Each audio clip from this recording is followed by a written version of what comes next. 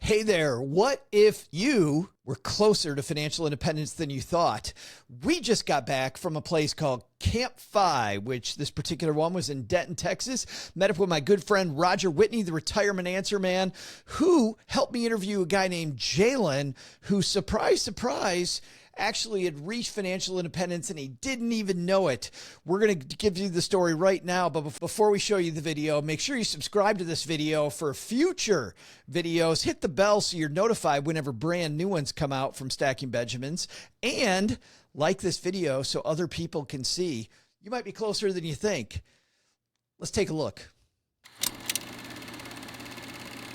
You're an engineer. Sir, And not an engineer who drives trains. You're an engineer. You're a mechanical engineer. that is correct. Yes. So tell me about early on. Did your family talk about money? And when you started your career, were you thinking about money? Not necessarily. I would just say that, as far as the talk about money, the most conversations we had was put your money in a bank and don't Where it's safe. don't overspend and don't get in credit card debt. Yeah. Well, that's good. Yeah. So you've always been allergic to credit cards? Absolutely. Yeah. Do you use them now for like point programs? Oh, absolutely. Well, points and just, it's actually much safer from, Yes. protection buying online. Okay. But the stock market to you at that time, early in your career, what did you think about the stock market? I always thought the stock market was gambling, just because you hear about people putting their money into it, they lose it. And that was something that I stayed away from. Yeah. But you're saving into this thing. You're saving into your 401k. Absolutely. And that was kind of one of the things that opened my eyes up was when I started contributing to my 401k. Someone said, that is investing. You know that, right? Oh, really? How old were you at this point? I was 22. Yeah. And you've been saving into it for how long? Actually, about 2 months. Okay. Yeah. 2 months later, and you're like, oh, I am investing. That is correct. And it was pretty easy.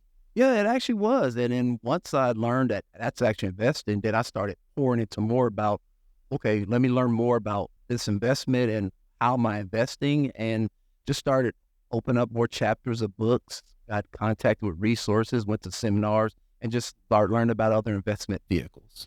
When did you really start to think, maybe I might have enough money to retire?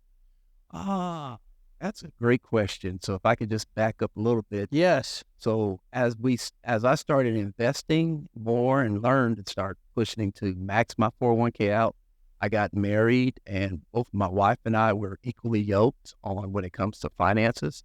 So we made sure we contributed to both of our retirement accounts. Okay.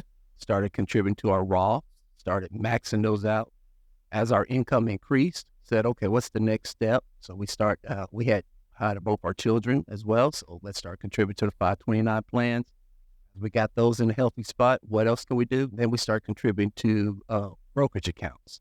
And make a fast forward, 2018, I was age 40. Before we fast forward, was that difficult? Because there's a lot of people listening to this that don't think they can save, and they're hearing you. Obviously, you're a two-income family. You're an engineer, so you've got good income. But was it hard to watch that money go into this spot where you can't spend it today?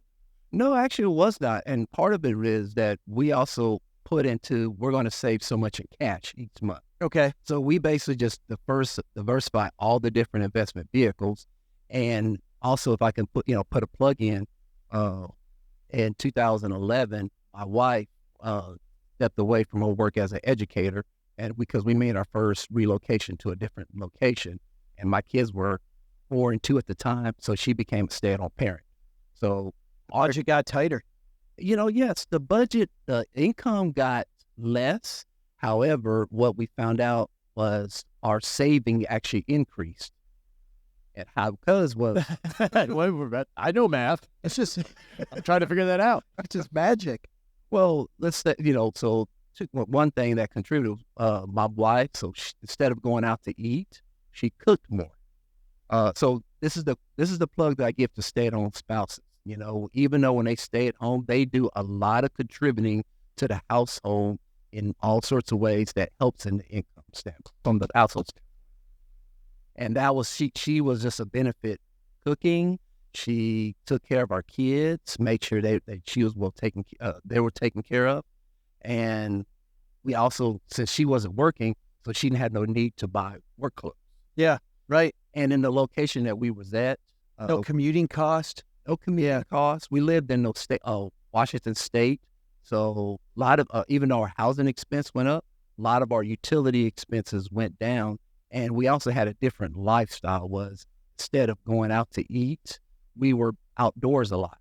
Yeah, We got involved in nature, so my kids got this overall experience versus they were born in Texas. right. It's hot, Right. I was just mosquitoes, and when you had They're this running around half naked outside in July, going, I can't believe I'm outside.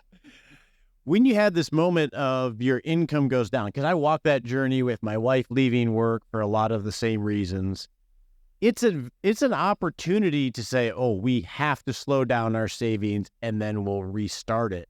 And the danger of that is you lose a habit. It's hard to get back into the habit. How did you navigate that? Did you continue to save or did you slow it down a little bit?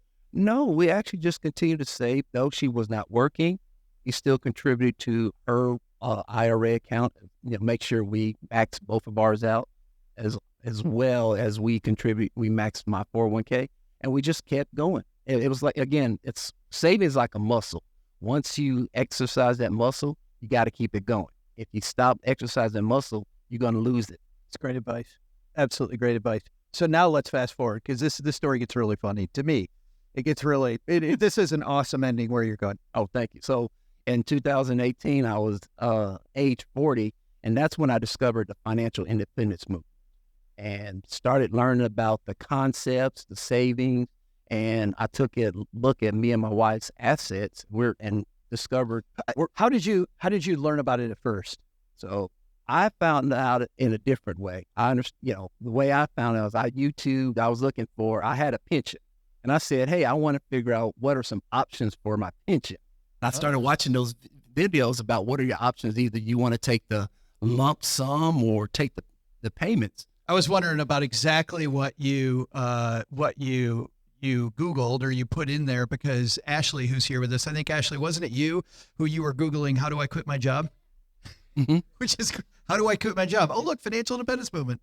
Yeah, it's funny. This question about the pension or the lump sum is the most often asked question that I get. Oh, yeah, which totally surprises me. Yeah. And again, reason why, because I learned more about my pension at that point, because that was something that I had ignored. I was always focused on 401k and all the other investment accounts. And my company was fortunate that they actually gave me a pension. They said, hey, that's also something you need to make sure you keep an eye on. Because my idea at that time, I was going to retire at 59 and a half. Why 59 and a half?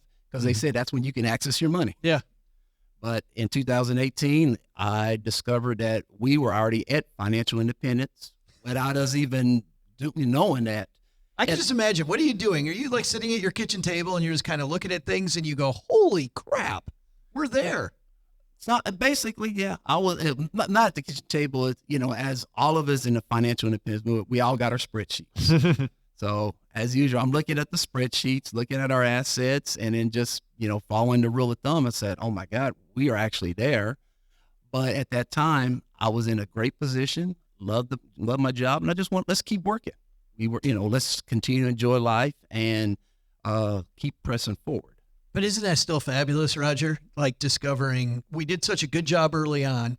We were talking about this earlier. I think maybe it was with Dan about the miracle of compounding interest and just about how the thing that excites teenagers more that I've been around than anything is not like stay out of debt, don't think about debt so much. It's hey, if you do this early, you can save a ton of money quick and do the heavy lifting now. The one thing I love about your journey is you didn't do anything fancy. You just did the basics day after day, and you woke up with your spreadsheet. Great point. And said, wait a second, I want it. I'm independent, and you had choices, but you chose to still work, right? Absolutely. And thank you, Roger, for that point, because one thing that I tell people is, when they ask how'd you get here, well, we did the basics, but we were excellent at the basics. And if you just do that consistently, you will, you'll see the fruits of your labor. The decision to retire, you like your job, you like what you're doing. That's got to be a difficult decision. Yes, it was, but I would say I had my wake up moment or wake up call was 2020 opened up, as a lot of people can relate, a lot of our eyes. I looked at time was, short. We were also in a location that my kids were not happy. And also I started to realize that through my career, I was not living. I was just existing. And at that point, I decided it's time to get back our non-renewable resource, which is time. And so in 2022, at the age of 44, I retired from, my corporate job because I wanted to spend more time with my wife, my kids, and also at the same time, my health. I believe I was over 300 pounds at the time. Wow. And I just said, nah. And I saw people in my industry, they work till 60, 65, and they spend their life generating wealth at the sacrifice of their health. And then they retire, and 2 or 3 years later, they're dead. I said that was not going to be my narrative. So I took, That's beautiful, man. Thank you. I appreciate that. Wow. How about Jaylynn, huh? How exciting is it to actually be at the finish line and you didn't know it? Now he's got the opportunity to help so many other people. Speaking of other people, we also spoke to, during the same interview, some entrepreneurs who are between 18 and 25 years old who are just lighting it up. They're all part of a mastermind called Sheik's Freaks. We talked to them also on our podcast, Stacking Benjamins. Get it wherever you listen to podcasts, or even listen to it here, the audio, on our YouTube channel.